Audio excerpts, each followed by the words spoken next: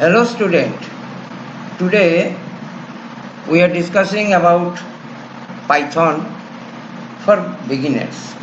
How to write a code in Python IDE.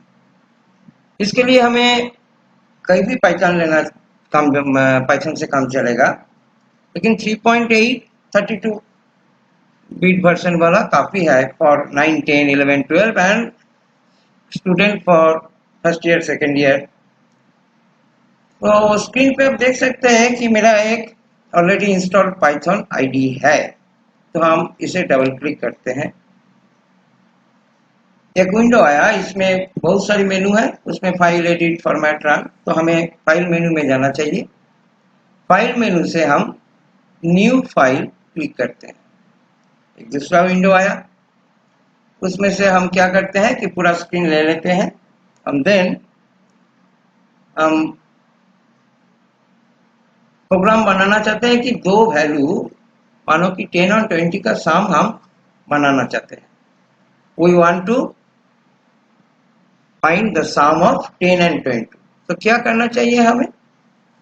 मानो कि x variable है, तो equals to 10 and another y equals to 20। तो हम 10, 20 का समेशन करने के लिए क्या करना चाहिए? z इक्वल्स टू हम लिखते हैं x प्लस y। मतलब z में क्या आएगा? 10 और 20 का समेशन, मतलब 30 आएगा। नाउ हमें after execution the program we want to see the value 30। तो इसके लिए हमें क्या करना चाहिए कि एक कीवर्ड लिखना चाहिए, जैसे कि प्रिंट। प्रिंट एक कीवर्ड है, इसलिए इसके कलर कुछ अलग तरह का है, ये वायलेट वाला है, ये पाइथन का फीचर्स है। Now we have to give a first bracket, then we have to give a quotation. Now we have to write any word जो आउटपुट से मिलता जुलता है, लाइक सम। तो एक कोटेशन सिंगल नहीं, ये डबल कोटेशन होना चाहिए। सम इक्वल्स टू हम लिखते हैं सम इक्वल्स टू एक स्पेस, देन कोटेशन, फिर एक कॉमा देना चाहिए, और उसके बाद इसको प्रिंट करना चाहिए जेड को, इसलिए हम जेड लिखे हैं। और वो जो फर्स्ट पैकेट ओपनिंग था, अब हमें उसे क्लोजिंग करना चाहिए। फाइल तो बन गया। नाउ क्या करना चाहिए कि फाइल को हम सेव करेंगे। इसके लिए फाइल मेनू से हम सेव पॉपअप मेनू मिला है, उसमें से हम सेव क्लिक किए हैं, तो एक फाइल मेनू मांग रहा है। तो हम क्या करते हैं कि हमारा फर्स्ट प्रोग्राम पाइथन 1 लिख के हम जब भी सेव बटन को दबाएंगे तो देखिए पाइथन 1.py वाला एक फाइल बन गया।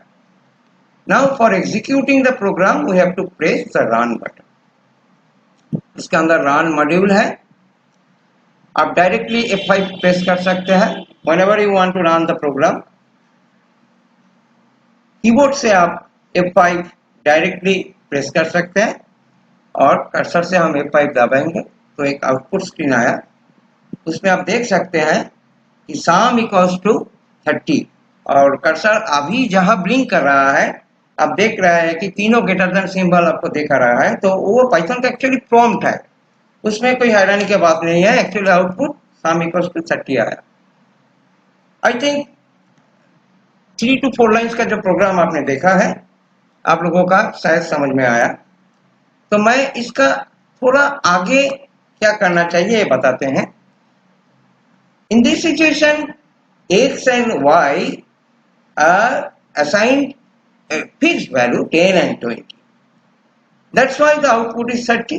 Now, suppose if we want the value at the time of execution, मतलब user at the time of execution वो वैल्यू कीबोर्ड से खुद देंगे।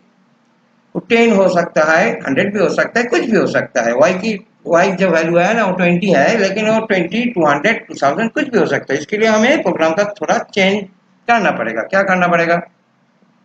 x इक्वल्स टू जो 10 लिखे हैं उस x इक्वल्स टू हम लिखते हैं इंट, और एक फास्ट ब्रैकेट लगाते हैं, फिर लिखते हैं इनपुट, और फिर एक फास्ट ब्रैकेट लगाते हैं, उसमें डबल कोटेशन स्टार्ट करते हैं और लिखते हैं कि एंटर वैल्यू, और कोटेशन क्लोज करने के बाद दो फर्स्ट ब्रैकेट ओपनिंग है, इसलिए दो फर्स्ट ब्रैकेट हमने डाल दिया है एंड पे।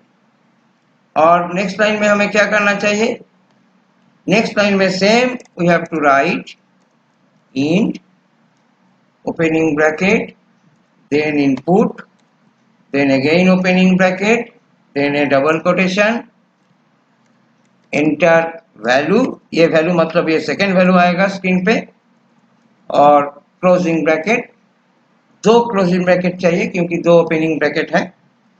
अब हम इसको फिर सेव करते हैं।